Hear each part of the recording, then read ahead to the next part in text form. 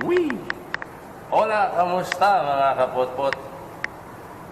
Sergio Marquina, aka Professor. Charot lang mga kapotpot.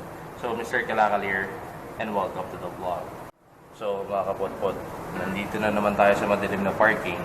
And the bikes are all lined up. As you can see, Tomas,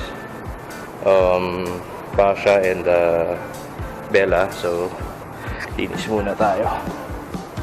We're gonna clean the bikes. Ayan. So, since madilim dito, pundi yung ilaw namin. So, isa-isa, doon tayo maglilinis sa slot na yan. At least maliwanag, makita nyo yung feature ng mga bikes na gagawin natin. Okay, so, huwag nyo na munang pansinin yung bike sa likod. Later on, i-introduce ko siya sa inyo. So, update lang, we're still on lockdown. Actually, the lockdown has been extended up to April 30. So, wala munang Pampanga ride sa Lahar for the Holy Week since extended nga. But meanwhile, it won't stop us from doing things on our bikes. So, I'm gonna clean the bike. As you can see, meron tayong tubig dito. Ayan, tig-iisang bucket sila. Ayan, may spare tayo dun sa likod ng Montero. Meanwhile, I'm gonna clean them one by one. Then, wawax ko na rin itong dalawa, yung mga makikintab. Ito, punas lang. And meron tayong applicator para magbunga malinis yung mga matte finish na paint natin. Alright? So, samahan niyo ako sa aking activity as I work on these bikes and give you several updates about the three of them. Alright? So, here we go. 3, 2, 1.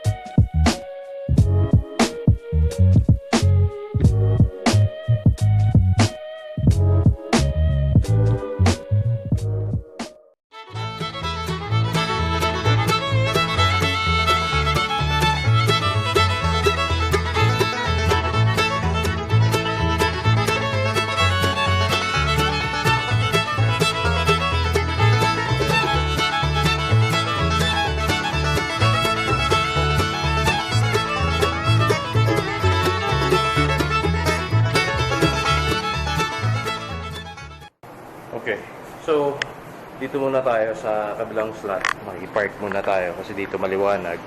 So as you can see, ito muna ang dalawang makikintab na bike ang uunahin natin, si Tomas saka si Bella. So what I will do is I'll just use a clean water and basahan, punas lang para matanggal yung alikabok. And then after drying up, habang pinupunasan ko rin si Basha, papatuyin natin, then saka natin sila i-wax. Okay? So ito kasi huling linis nito was nung ano pa, nung what do you call this, nung before siya pinturahan. So I believe yung tuyo na yan, it's been 3 weeks na napinturahan yung mga panels niya. So pwede na itong hawakan naman din, or pwede na rin itong i-wax. Hindi ko na dinetail or hindi ko na binoff, okay pa naman siya. Then ito rin, nangangapal na yung alikabok, and punas lang para malinis. Alright, so balikan ko kayo. Babush. Okay, so after so many hours, natapos din tayo. And kalat-kalat, umalis ako doon sa pwesto na yun kasi nakaya baka dumating yung may-ari ng slot na yun. And ayoko nakakabala. Meanwhile, yan, kalat-kalat sila dito sa dito parking naman din namin dito. So, yan dito tayo nakabara. So, pinapatuyo ko na lang. Then, I'm gonna apply wax. Ayan sila. Si Basha yung huling nilinis natin. Ito, madali lang naman linisin kasi hindi nagagamit. Alikabok lang siya.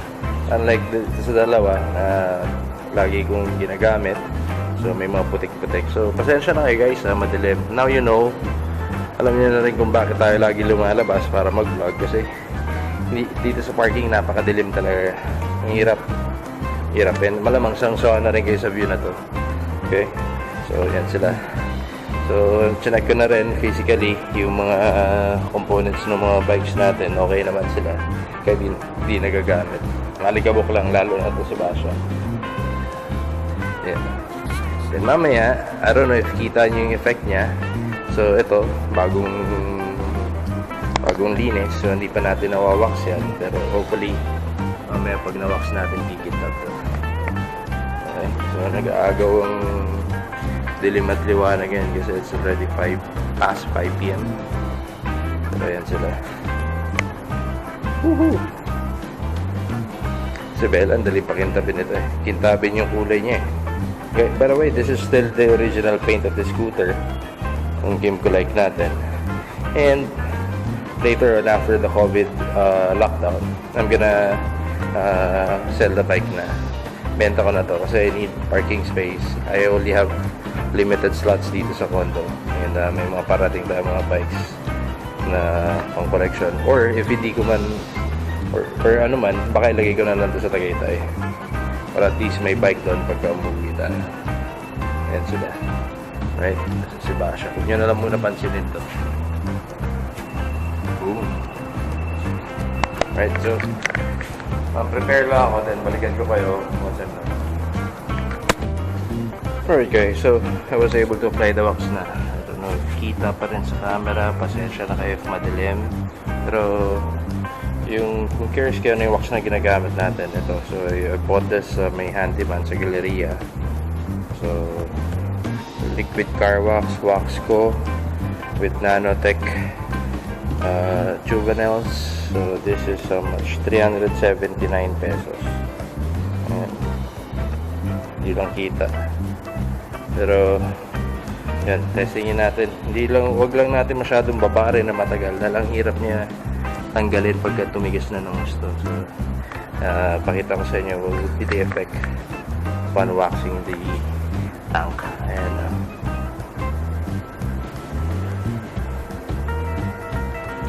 So ito yung ginagawa ko sa mga bikes ko. Bakit lagi sila mukhang malinis or mukhang sariwa, mukhang fresh. Ayan, minamaintain ko sila na wax. Si Benny ito, alagang-alaga sa wax yung keyway natin nun. Kaya ganun kakintab yun. Ayan siya. So, tapusin ko lang, wax ko lang, then balikan ko kayo. Dahil pa-wax ba natin yun, Bella. Alright, so see you guys in a bit ulit. Ciao. Alright guys, so after several minutes, I'm done. Tapos na si Tomas, tapos na si Bella, tapos na rin si Basha. Okay, so tataka kayo. Anyway, ito yung kintab pala nung sa gray. Ayan. Grabe. Tago ulit to. Doon sa likod ng Pajero. Now, si Basha, this is a matte finish paint. Pero yung pinagwaksan ko lagi ng mga bikes ko or ng kotse, lagi kong yung basa na ginamit ko, pinupunas ko dito kay Basha. Why? Hindi para kumintab siya or ano man. Gusto ko kasi yung hydrophobic effect niya. Yung wax na ginagamit ko, hydrophobic. When I say hydrophobic guys, yung takot sa tubig. Yung pagka umuulan or na basta may basa, nagdi-drip lang siya sa side. Then hindi siya iiwan ng mga watermark. So yun yung ginagamit ko para ma-preserve ko itong matte finish ng aking bike. Okay, so meanwhile magkakamada na tayo ng mga bikes and yun lang namin ginawa natin. Kanina pala hinangina ko na yung mga gulong dahil hindi nga nagagamit. So nag-deflate na siya ng konti. So nagkarga lang tayo ng konting hangin. Balik sa 30-30 lahat to. 30 sa si Basha, harap likod. 30 rin si Tomas, harap likod, saka si Bella. Okay, so yung nakikita niya dito sa gawing yan, surprise na lang yan. Hindi na kaya ngayon gawin ng vlog. So, pero mapapanood nyo pa rin on that day. Meanwhile, gamada lang tayo ng mga bikes and I'll get back to you. Woohoo! Alright guys, so we're done na. Naikamada ko na rin yung mga bikes and dito na si Bella. Ito yung kanyang hideout. Dahil hindi tayo pwede magpuno ng mga motor doon sa likod ng Montero. 2 slots lang yan according to them. I can only maximize 3 siguro the most. So yung isa nandito. So at least safe tayo dyan. So ito kasi sobrang bihira ko na lang ginagamit dahil hindi naman tayo pa nakakapangalakal because of the lockdown. So Bella is just staying at the back of this car. Yun lang, nakakamiss lang din mag-ride, especially using this bike. Ito yung aking quick getaway because it's an automatic bike, it's a scooter. Kaya yun lang naman. So I don't know if nakikintaban nyo, pero tuntua ako dito sa pintura na to. Imagine nyo, 2014 model and ganyan pa rin kasariwa. So alagaan lang natin ang wax, proper maintenance and proper cleaning of the bike. Tatagal yung paint yan or yung mga panels yan or yung mga fairings niya. Okay, so lipat naman tayo sa kabilang pwesto. Yan. Tapos na rin tayo dito. So nakapwesto na rin itong 2 bikes natin, si Tomas and si Pasha. Ayan sila. Kintab. Shining, shimmering. Alright, so ganun din.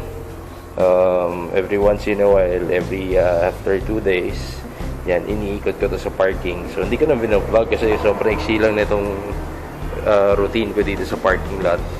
So para lang uminit pa rin yung makina. Pero this coming days, I'll try to bring a bike. Pagka mamamalengke or may bibilin tayong mga pagkain, motor na lang tayo. Kasi madalas ko gamit yung Montero pagka bumibili ng pagkain sa downtown Pasig. Pero nakapag-supply naman na tayo ng marami. So subukan natin magmotor para mapakitaan ko rin kayo ng videos while we're using the bike. Alright, so nothing special. Future plan siguro, I'm thinking of replacing the tires or okay na siyang ganyan. Dahil may isa pa tayong project na gagawin. Operation Balik Alindog. I don't know if napapansin nyo yun, pero may ibabalik alindog ako. So yung project bike ko na yun, mas gusto ko siyang stock. So back to its original lang. Alright, so yun lang, after the lockdown, palitan ng seats dahil uumay na ako tignan.